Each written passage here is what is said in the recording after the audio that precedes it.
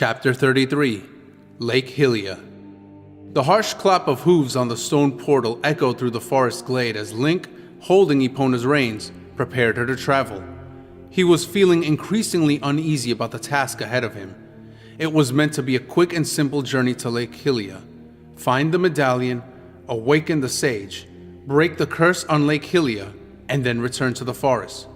Sheik, however, had other plans. She wanted him to go to the Desert Colossus once they broke the curse that was fouling Lake Hylia. According to Navi, the Desert Colossus, dedicated to the Gerudo goddess of war, was one of the most sacred temples of the Gerudo people. Getting there would mean a 3-day journey into the desert. Why there? He'd ask, aghast that Sheik would even consider sending him into Gerudo territory. You want to free the other Kokiri, don't you? Of course. Then this may be the quickest way before Ganondorf decides to harm them in retribution for your actions.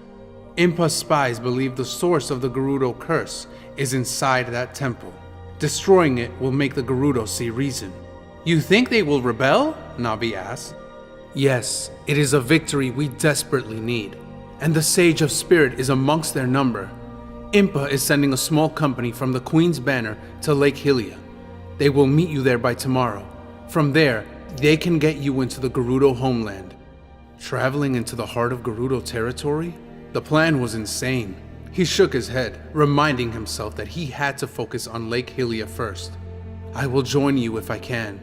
Impa is certain we will be able to retrieve the ocarina soon, Sheik said, stopping beside the dais, while Link led Epona onto the thick stone slab. Good luck, both of you. She gave Ruto a subtle nod, showing no indication that she was annoyed after their near spat.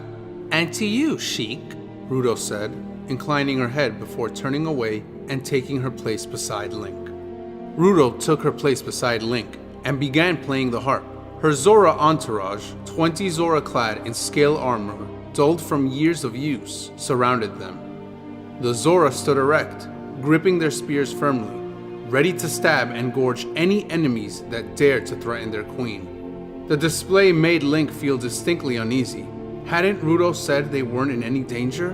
When he asked this, the Zora general standing by Ruto's side, who Link recognized as Grop, grumbled about never being too careful. Grop, who had previously carried himself with conceited pride, now looked tired and battle-weary. The armor he wore was similar to Link's own, except its beauty was dented and scratched from years of war. The sounds of crickets and chirping birds were drowned out by the portal, which hummed with magic in growing intensity as the song reached its climax. Finally, the last note was struck, and the magic erupted into a bright, blinding flash of light. It didn't seem to matter how many times he did this. Link could not get used to the sensation of being flung halfway across Hyrule. He fought for breath as the force of the warp sucked the air out of his lungs. The world spun in a swirling daze of colors, and dark spots danced across his vision. Even after the bright flash of the portal's transit stopped, he was still sure the world was spinning. If not for his hold on Epona's reins, he would have fallen flat on his face. Despite how dazed he was from the quick transit, the Zora seemed to have fared worse. A few had fallen over, though thankfully not onto their spears. Even Grop looked like he was fighting the urge to be ill. On your feet, all of you, Grop ordered without a hint of concern. Keep yourselves together. I don't care how bad that was. None of the guards objected to his harsh tone. As they quickly reorganized themselves, Link took a moment to study his surroundings. The shrine that housed the portal was built from white stone. The gentle bubble of water from a fountain echoed off the walls and cast shimmering shapes on the walls, which were encrusted with blue gemstones that emitted a ghostly glow, illuminating the room in a soft radiance. The rest of the Zora, now recovered, gestured in respect towards the statue which glittered in the wan light. It sat cross-legged in a meditative pose with its arms folded upon its lap. Several carvings etched into the white stone walls, depicting herons dancing amongst the reeds, while Zora fished upon a lakeshore with a spear, some with their quarry impaled on the end of their tools. A third relief revealed a line of Zora knelt before a woman who looked similar to the figure depicted by the statue. Each Zora was presenting an offering. Some offered a basket of fish, while the richer Zora, identified by their jewelry, offered precious stones. It must be some kind of deity, Link thought, like the mother goddess. A sudden tug on the reins he was holding alerted him to Epona's discomfort. Her eyes were wide, and she shuffled nervously, a definite sign she was frazzled. Knowing a panicky horse could easily injure himself or someone else, he quickly calmed her. His efforts were rewarded by a rude noise from Epona's rear. Navi pinched her nose, and the Zora guards, now recovered from their journey, muttered angrily. "Sacrilege!" growled Grop. "Take that unruly beast outside before we make an offering of it." "You will do no such thing," said Ruto, glaring at Grop. "Is everyone all right?" When nobody answered in the negatory, Ruto gestured for the guards nearest the door to move. Then, she handed Link Sheik's harp, holding it like it was a small child, and not daring to imagine what Sheik would do or say if he so much as scratched its frame. He placed the precious instrument in its case, stowing it amidst his gear that Epona now had the misfortune of carrying. Gently, he coaxed Epona to follow, who pulled skittishly on the reins. However, she managed the wide steps out onto the dry mud-caked ground easily, and seemed to relax once she could see the sky again. Soon, she had dropped her head to graze on the tufts of grass by her feet, and Link dropped the reins. Here, Link got his first look at the vast lake. Its wide expanse, rimmed by rugged hills and hazardous crags, stretched for miles. He'd never seen a body of water so enormous. It was bigger than Castletown. Far bigger. He doubted he'd be able to walk around it in a day or even two. Just 100 Zora hold this? Seeing the lake up this close, he wasn't even sure that 1,000 Zora would be sufficient to hold it. Was there even an army big enough to surround the entirety of it? Lake Hylia's surface reflected the surrounding hills with perfect clarity upon its glassy surface. He'd half expected it to be brimming with water lilies, like the ponds and streams in the woods, but the massive expanse of blue was unbroken. A heavy and eerie silence weighed over the lake.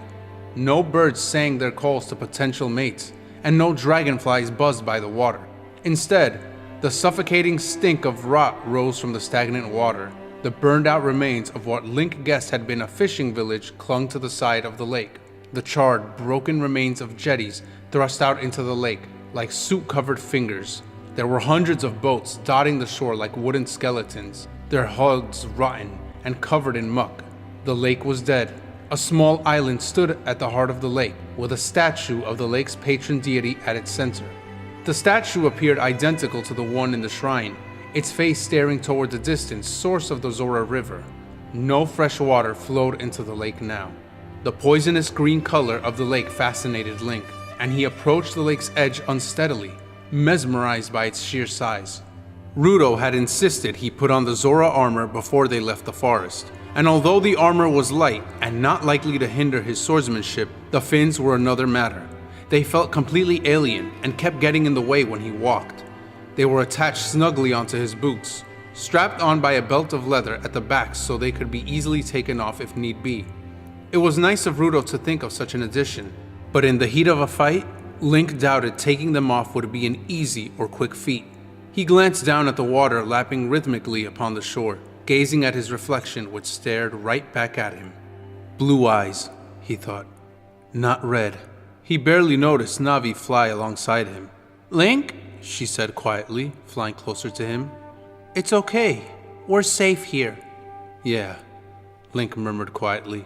"You know, Navi, it seems that every time I think we're safe, something bad happens." Navi didn't answer him, but he could tell by her eyes that his words troubled her. Perhaps he was being pessimistic, but it was true.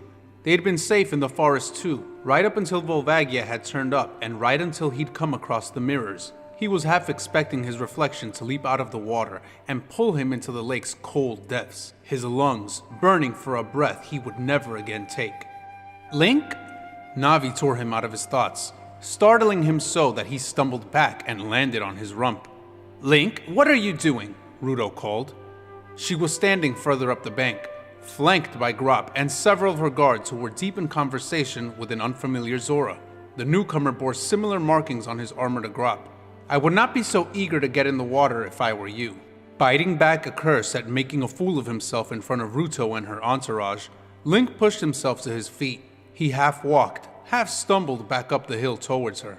"Oh, I hate these flippers," he thought irritably, half in mind to rip them off. As he contemplated the idea, which would certainly have attracted Ruto's ire, he caught the troubled look in the eyes of the other Zora. All thoughts of the flippers fled his mind, even as he struggled to maintain his dignity and not fall over. "What is it?" he asked, his thoughts jumping to the armies Sheik had mentioned. If they were attacked by a horde of Ganondorf's soldiers, they would be cut off from the shrine and their best chance of getting home safely. "Is it Moblins or Gerudo?" he asked nervously. "No, we still have some time before they arrive," Ruto said. "There is a Morpha in the lake." "A Morpha?" Link asked blankly. He looked at Navi, who looked just as puzzled as he was. "What's a Morpha?" "Shapeshifters," Ruto answered, glancing at Navi as if hoping she might explain further. "I'm surprised you have not heard of them, Navi." "I have," Navi replied coldly, "just not by name." Shapeshifters? Like dragons, such creatures were only talked about beneath the protective shelter of the Great Deku Tree. It was said that Morphas could form a gelatinous liquid while regenerating, making anyone who came across it think that they were just staring at a large puddle of water. "We injured it," announced the unfamiliar Zora, eyeing Link curiously. Link realized belatedly that he bore the stripes of a captain and must be the officer commanding the Zoras holding the lake. "Enough that it is probably healing itself as we speak. It ate 3 of my men before we drove it off." His jaw tightened and his nostrils flared. "How many wounded?" Ruto asked. 8. I had them sent to the village. Some of the buildings are still intact and offer ample shelter, the Zora answered, gesturing at the abandoned village before turning back to Ruto. "Should I send for more Zora? We could use the harp, as loath as I am to use those portals again." Link swallowed nervously. 100 Zora holding the lake sounded like a dubious task. With the 20 guards that had traveled with them, there were only 112 left. The odds were pitching against them. Ruto shook her head. "No, there's no time. Have the wounded brought to the shrine. They'll be safer in the forest when we return." With a quick word, 2 Zora left for the village at a run. "How long ago did you last see this Morpha?"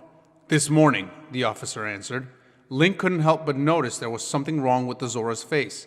Red patches marred his scales, like some kind of rash. Now that he'd seen it, he'd noticed several of the Zora afflicted with the condition. He wondered if the lake water had caused it, and whether it was safe to even go in. "All we need is the medallion," Ruto murmured thoughtfully to herself. "Someone will need to create a distraction, while the others go and retrieve it." "You mean me?" Link asked dryly. "Not just you," Ruto said with a chiding look. "I will send some Zora to help you. A second group can fetch the medallion and flee before the Morpha has recovered. Link, get your mask. We best not linger for long." "The sooner we get this over with, the better," one of Grop's officers added. "Or we'll be easy pickings for a school of moblins." He paused, realized something, and corrected. "Horde of moblins." "Quickly," Ruto said quietly to Link. "Grab what you need and mind that you don't keep us waiting." Nodding, Link walked back to Epona and rummaged through his bags until he found Ruto's white mask. His trepidation about journeying into the lake increased. Many Zora had died trying to get into the temple, and with a Morpha in the lake, it seemed like making it to the temple alive would be little short of a miracle. He just hoped his unwieldy fins would help him keep up with the Zora in the water, and the mask wouldn't fail him. "You know," said Navi when she saw him frown, "it's a pity that mask can't turn you into a Zora. That would make things a bit easier." "Don't give Ruto any ideas," Link said, cringing at the thought. Ruto would love that. She'd probably start taking the idea of marrying him more seriously. That wasn't a thought Link entertained. It was in that moment that he felt something cold and slimy twist around his ankle. He glanced down to see what looked like a thick tendril of water suspended in midair, barely discernible from the mud beneath it. "What the?" He never got a chance to finish his sentence. Without warning, the odd water-like stream of liquid solidified into a thick jelly-like tentacle, and Link was wrenched violently off his feet, his mask dropping to the ground. Navi's cry of alarm drew concerned shouts from the Zora. Link kept one hand on Epona's reins. She fought back, her teeth bared and legs braced, hooves digging into the ground. Pain burned through Link's shoulder as he found himself the center of a tug of war. Knowing he was about to do himself a serious injury, he tried to kick the tentacle with his one free leg. The creature tugged harder, and Link released Epona's reins. The tentacle morphed, its shape changing until it resembled a squid's giant tentacle. Trying to break free, Link reached a hand for the sword strapped behind him.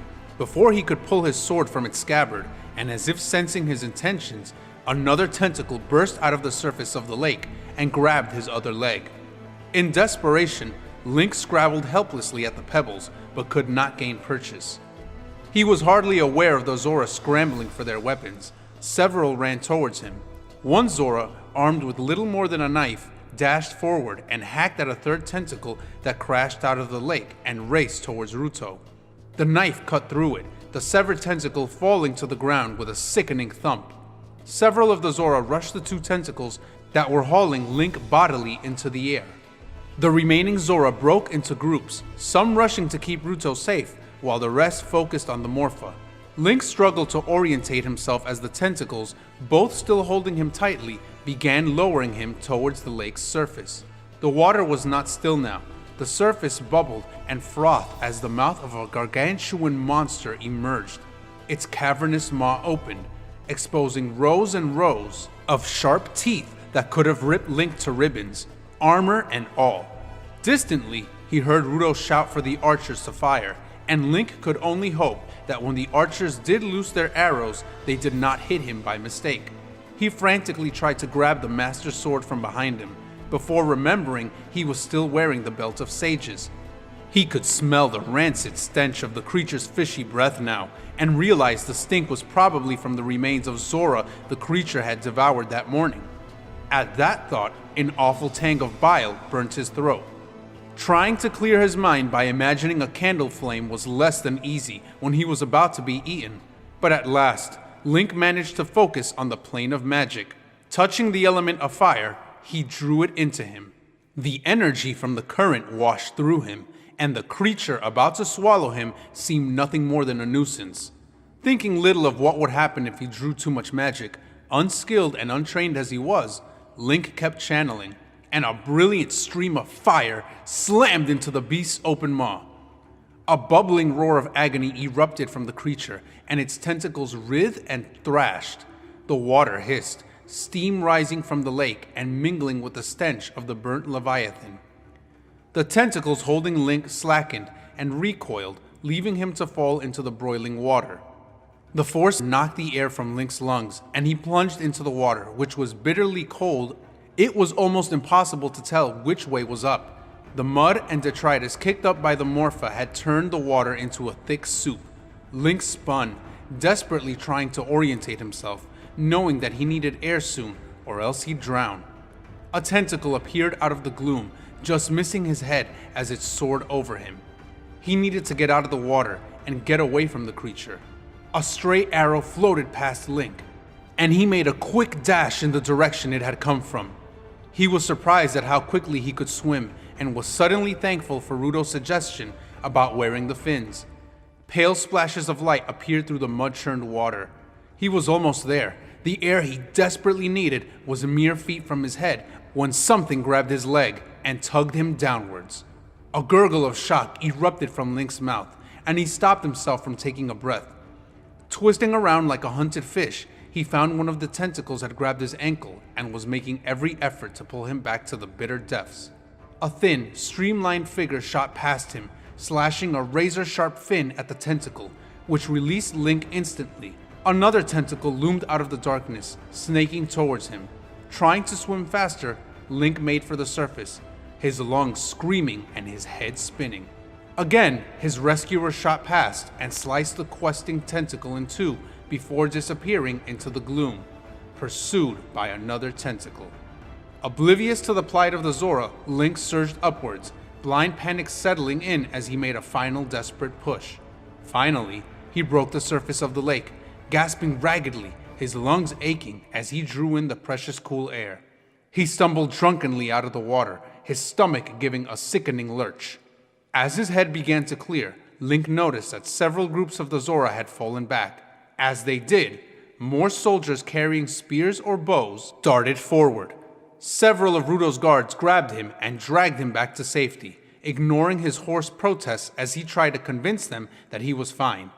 Once a safe distance away from the Morpha, the Zora dropped him. "My dear, are you hurt?" Recognizing Rudo's voice, Link peered about, his head pounding as he fought off yet another reaction to wielding too much magic. Ruto and Navi were beside him, surrounded by the Zora Queen's guards. "I'm fine," Link gasped, the roughness of his voice sounding thoroughly unconvincing. "What was that?" "That was the Morpha," Ruto said. Remembering his rescuer, he scanned the still churning surface of the lake. Over 20 Zora surrounded the lakeshore, shouting as they hacked tentacles or shoved spears into the Morpha's flesh. He wasn't sure if the Zora who rescued him was among them, and he hoped they were still alive. Link got unsteadily to his feet, and he held a hand to his head as he was overcome by dizziness. "I shouldn't have tried using magic," he murmured. "I don't think there was much choice," Navi offered quietly. The Zora who'd assisted him from the lakeshore were now avoiding Link's eyes. Grop, who stood close to Ruto, eyed Link distrustfully. He realized with a pang that many of them were frightened of him, and he had no difficulty understanding why. After 7 years of Ganondorf's rule, the Zora had suffered gravely to mages wielding powers like the one he'd just used. Suddenly, panic shouts rose from the lakeshore, and Link beheld an impossibility. A figure, darker than a midnight sky, stood on the shore, water dripping from its soaked tunic. Dark Link. For an instant, all Link could do was stare in mute horror. Where had he come from? How had he even known they were here? Before the startled Zora could recover from their shock, the shadow darted towards them, its black blade slicing through the nearest Zoras as though its sturdy armor wasn't even there. Within several heartbeats, pandemonium reigned. The Zora tried to regroup as the dark figure cut down Zora after Zora. One gave a pitiful cry, a hand clasping at his belly in an attempt to stop his guts spilling out. A blade through his neck silenced him. "No!" Link thought. He couldn't let this happen. That thing was only here because of him. 3 more Zora fell, the black blade cutting through them easily. The others started to run, ignoring the thrashing Morpha. A couple of the braver warriors stepped forward to protect the retreating soldiers, shields raised. The Zora around Link cursed, and before Link knew what he was doing, he was reaching for the straps securing his flippers. He undid them, pulling them off. "Link, what are you doing?" Ruto exclaimed. Link didn't answer. He didn't think about what he was doing. He just knew he had to stop the massacre happening by the lake edge. With little regard for his own safety, Link bellowed, charging forward. "Link, no!" Navi screamed. He didn't hear her through the blood pounding in his ears. He gathered speed, legs pumping. Dark Link looked up in surprise before his lips curled up into a sneer. Then he attacked. Link's shield barely met the bite of the black blade, and he stared into the red eyes of his shadow. Their swords met with a clamor, sacred steel clashing against the profane blade. Again and again they swung, dancing back and forth on the bank for what to Link seemed like an eternity. Stirred by the horrific end their friends met, and strengthened by the resolve and ferocity of their Hylian ally, some of the Zora regained their courage and ran back to help. A spear zipped through the air, aimed at Dark Link. The demon sensed it, turning around and sending a blast of fire into the weapon, incinerating it and torching the thrower, who fell into the water, screaming in agony. Link leaped forward at the distraction, sword plunging down towards his shadow's back. The demon twirled back around, slamming its shield into Link's head. The agonizing blow knocked him down senseless, and Link stumbled backward. Dazed, it took Link a moment to realize that Dark Link had not made any effort to finish him. Instead, he was running up the slope towards Ruto's guards. Ignoring the rivulets of blood trickling down his face, Link chased the demon. But the shadow had already reached the guards, stabbing his blade deep into the belly of the Zora captain who had commanded the take-side defense. In defiance, the captain thrust his spear at the shadow, plunging it towards where his heart should have been. The shadow knocked the thrust aside neatly, grabbing the spear shaft and wrenching it out of the captain's grasp, slicing his blade through the gorget before he turned towards Ruto, a small smirk on his lips, as if the deaths of her people amused him. One of Ruto's guards dove in between her and the demon. A hurled spear aimed at his chest ended his brave display, and then Dark Link was upon Ruto, gripping the Zora tightly as he brought his sword against her neck. Ruto froze. More Zora raced forward, some with spears, others with bows notched and ready to draw. "Let her go!" Link said, coming to a halt as the remaining Zora closed in. There were far fewer than 112 now. Dark Link had massacred them. "Or what? You'll kill me?" the demon sneered, backing towards the shore. Ruto still held tightly in his grip. "You don't have it in you." Link froze, the demon's voice chilling him. "Besides," the demon continued with a snarl, "you can't kill me." "What makes you say that?" Link shot back. "Because I am you," the shadow replied. "Though you might destroy my physical form, I will always be with you." They were nearly at the shore now. An arrow whizzed past Link with a sound like an angry hornet, striking the shadow in one of its red eyes. "Hold!" Grop snarled at the offending archer. "You fool! You could have killed her!" A kick to the side knocked Ruto to the ground. Dark Link had yanked the arrow out of his eye, which began to heal as they watched. The shadow lashed out at the guards coming to Ruto's aid, unleashing a torrent of flames. The flames struck, incinerating 3 of them. "What unholy abomination is this thing?" one of the Zora yelled. "Kill it!" The Zora had formed a semicircle around the shore, while others waded into the shallows. Some looked furious, others horrified, at what had just happened to their companions. Several archers let their arrows fly. 2 caught on Dark Link's shield, while a third nicked his leg. A hiss of annoyance was the only sign that the shadow was remotely injured. Ruto got up to run, but not before the shadow grabbed her again. Seeing the doppelganger was surrounded, Link charged forward, desperate to avoid any more Zora being harmed. Dark Link smirked and hauled Ruto towards the water. Link went rigid, pausing mid-stride, as his shadow placed the blade back against Ruto's neck. A barrier of flame surrounded Dark Link, cutting the Zora off from their queen and causing a clamor of outrage. "Leave her out of this!" Link demanded. Dark Link tilted his head, as though considering the youth's request. Maybe I will." The blade bit Ruto's neck, drawing blood. "Maybe I won't." "Let her go now!" Link said. "If it's me you want, then come and get me. But leave them out of this!" An anger he had seldom felt since slaying Ganondorf's phantom began to bubble inside of him, raising its ugly head as Link fought to quench it. He knew a blind rage would get him killed now, and probably end up with Ruto dead. Dark Link seemed amused by this, a predatory grin twisting its black face. "If you want to see your friend alive, or should I say, your lover?" Dark Link cocked his head in amusement, smirking. "Then come and get her. I know you, Link. I am you." "You're wrong," Link spat, his hands shaking as he clenched them so tightly they felt numb. "Wrong, perhaps, but I am not a puppet of the Sheikah, unlike you. I guess it's too bad for you that I already have a plan to deal with them. They won't be helping you anymore." "Oh, don't look so shocked. Did you honestly think Ganondorf would ignore them?" Fear clutched at Link's heart. No. It was lying. Sheik and Impa were safe. In the forest. He had only just left them. There wouldn't have been time for them to leave for Kakariko yet. "It's trying to provoke you." He looked over at Navi as his thoughts turned to the Kokiri. They would be in danger if something threatened Sheik and Impa. "It's lying," Navi assured him, but her voice was wavering, and Link was not sure he believed her. Link did the only thing he could think of and channeled light, a plume of dazzling light shooting out from in front of him.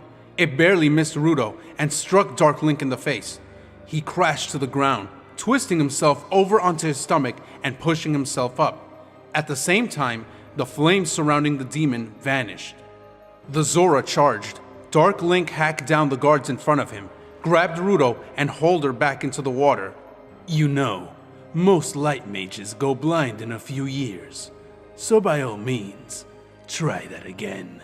Now, the demon's grin became truly evil. Come and save her. You have an hour or she dies. I trust that won't be a problem for you, hero of time. Oh, I forgot. You can't read a Hylian clock. That's rather unfortunate given your title.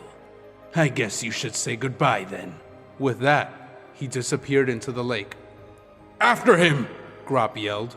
Before they could charge, the Morpha attacked, its thick tentacles thrashing against the shore and preventing the majority of the Zora from pursuing Link's shadow. Link raced back up the shore, grabbed his flippers from where he'd left them, and strapped them back on. Link looked towards the Morpha, half in mind to join the fray, but Navi quickly got his attention. The Zora can handle the Morpha, just go after Ruto quickly, she told him. But, realizing he would have to leave Navi behind, Link found himself reluctant to go. What if something happened? He cast his eyes about the bodies scattered along the shore, some still moving as they succumbed to their injuries. He had to stop that creature. The idea that this could have easily been the Kokiri nauseated Link. Whatever abomination it was that Ganondorf had made, he had to stop it, or else the wounded Zora would not be Dark Link's final victims. Link looked back up at Navi, a haunted look in his eyes as he considered leaving her. Go, Navi said when Link hesitated. Just worry about getting Ruto and stopping the curse. He did not want to be alone with that demon. Go! Navi yelled, almost sounding angry. Link relented and was halfway into the water before he remembered trying to pursue Dark Link would be hopeless underwater. Navi, where is the mask? Realizing their blunder, Navi found the white mask quickly, flying down to grab it and zooming over to Link and dropping it at his feet. Without waiting or expressing his thanks, Link donned the mask on. At first, nothing happened. Link was hesitant to dive into the water, for he had no idea how the mask worked. Now what? There was no warning. Suddenly, his lungs were burning. He tried to breathe, but to his horror, he could not take in air. The world became blurred as pain stabbed the sides of his neck, spreading until his entire neck was a line of hot pain. He almost panicked, wondering if this was supposed to happen, or if something had gone horribly wrong with the mask. Link, you have gills! He heard Navi yell. Link grasped his neck, the pain fading to a dull throb. He realized as he brushed his neck, there were large slits that felt like the slippery flesh of fish gills. Navi was right. Without further thought, he dove into the water. As the cool water rushed by him, his head stopped spinning, the cool water suddenly a sweet blessing against his skin. It felt natural now, not unfamiliar and dangerous as it had before. Checking to make sure the mask could not come off easily, Link was both relieved and troubled to find it was glued to his face. Giving no further thought to any problem that might cause later, he kicked his feet and dove towards the lake bed. Swimming as fast as he could, he spotted the inky silhouette of the Morpha as it once again retreated. Its dark shape seemed clearer now, and Link saw it change form, morphing back into a jelly-like fluid that quickly disappeared amidst the water. It was gone, no doubt retreating back to the temple to heal itself. You have to find Ruto. Link's apprehension only grew as he descended deeper into the lake. Navi had been his constant companion, and this would be his first time without her.